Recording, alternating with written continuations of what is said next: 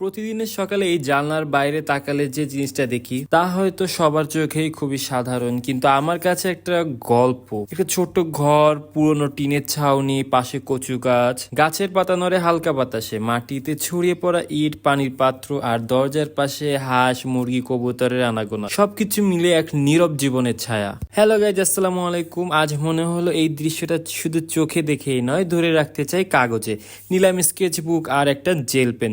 রং নেই, শুধুই কালো রেখা। ছোট্ট ঘরটার উপরে বাম পাশে ছিল একটি দেবদারু গাছ। তো দেবদারু গাছের পাতাগুলো আমার আঁকতে খুবই ভালো লাগে। এরপর ঘরের ভেতরে যে মুরগি, কবুতরের খোপগুলা ছিল সেগুলা আমি একটু এঁকে নিলাম। এই ছোট্ট ঘরটি টিনের চালের হলেও দেয়ালটি ছিল ইটের। তো ইটের দেওয়ালের কিছু অংশ উপরে ছিল, এরপর টিনের চালা ছিল। টিনের চালাগুলো লম্বা লম্বা রেখা দিয়ে আমি করে ফেলি। উপরে পড়ে থাকা গাছের পাতা, জং ধরা টিন আরো বেশি সুন্দর। আপনারা কে কোথা থেকে এই ভিডিওটি দেখছেন? আর হ্যাঁ, আমি এই ছবিটি কিনতে আঁকছি সাতক্ষীরা থেকে। ডান পাশের কাঁঠাল গাছের পাতা আঁকতে আঁকতে দেখি বাহিরে দক্ষিণা বাতাস বইছে। ছোট্ট ঘরটির বা পাশে ছিল কচু গাছ। গ্রামে বৃষ্টির দিনে কচু কিংবা কলা পাতা দিয়ে মাথা ঢাকা যায়। আজ মনে হচ্ছে জীবনের প্রথম আমি কচু গাছ আঁকলাম। কচু গাছ আঁকতে আঁকতে মাটির নিচের অংশ দেওয়ার পালা এবার। সামনে পড়েছিল একটি হাড়ি, হাড়ির পাশে মাটিটা উঁচু ছিল। পিছে একটি দেওয়াল ছিল। সেই পুরাতন দেওয়ালের টেক্সচার গুলা ছিল অসাধারণ, কোথাও উঁচু, কোথাও নিচু, কোথাও বা ভাঙা। ছবিতে আর একটু ডিটেইলিং আমি অ্যাড করে ফেলি, যার ফলে ছবিটি আর একটু রিয়েলিস্টিক হয়। ঘরের সামনে কিছু অংশে পলি ছিল,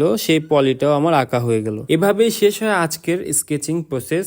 only black ink but full of emotion. Thanks for being part of this little journey. ভিডিওটা ভালো লাগলে একটা লাইক দিন, আর পেজে নতুন হলে ফলো করে নিও। See you in the next one, ইনশাল্লাহ।